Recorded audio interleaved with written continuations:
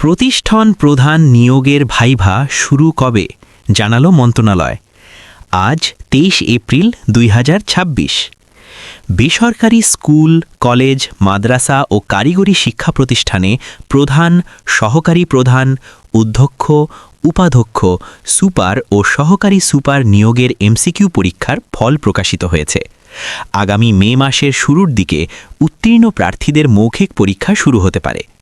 বৃহস্পতিবার ২৩ এপ্রিল শিক্ষা মন্ত্রণালয়ের একটি সূত্র জানিয়েছে, প্রতিষ্ঠান প্রধান ও সহকারী প্রধান নিয়োগের মৌখিক পরীক্ষা আর্টিফিশিয়াল ইন্টেলিজেন্স বা এআই এর মাধ্যমে নেওয়ার পরিকল্পনা করা হয়েছে। বিষয়টি নিয়ে বাংলাদেশ প্রকৌশল বিশ্ববিদ্যালয়, বুয়েট এবং American international university of Bangladesh বা AIUB এর কম্পিউটার সায়েন্স বিভাগ কাজ করছে। সূত্রের তথ্য বলছে, এআই দিয়ে ভাইভা নেওয়ার পূর্বে বুয়েট এবং AIUB একটি ডেমো প্রদর্শন করবে। আগামী ৩০ এপ্রিল শিক্ষা মন্ত্রণালয়ে এ ডেমো প্রদর্শিত হবে।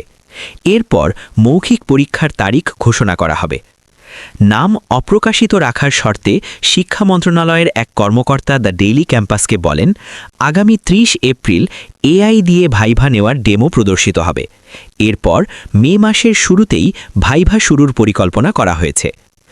গতকাল বুধবার রাতে প্রতিষ্ঠান প্রধান ও সহকারী প্রধান নিয়োগ পরীক্ষার ফল প্রকাশ করা হয়। পরীক্ষায় মোট ১৪,৯৪২ জন পরীক্ষার্থী উত্তীর্ণ হয়েছেন, যা মোট পরীক্ষার্থীর ৩১%। পরীক্ষায় অংশ নিতে ৫৩,০০০-এর বেশি প্রার্থী আবেদন করেছিলেন। পরীক্ষায় অংশগ্রহণ করেছিলেন ৪৮,০০০-এর কিছু বেশি। এর আগে ১৮ এপ্রিল প্রতিষ্ঠান প্রধান নিয়োগের এমসিকিউ পরীক্ষা অনুষ্ঠিত হয়। সকাল ৯টা থেকে ১০টা, বেলা ১১:৩০ থেকে ১২:৩০, দুপুর ২টা থেকে ৩টে এবং বিকেল ৪:৩০ থেকে ৫:৩০ পর্যন্ত পরীক্ষা গ্রহণ করা হয়। ধন্যবাদ সকলকে।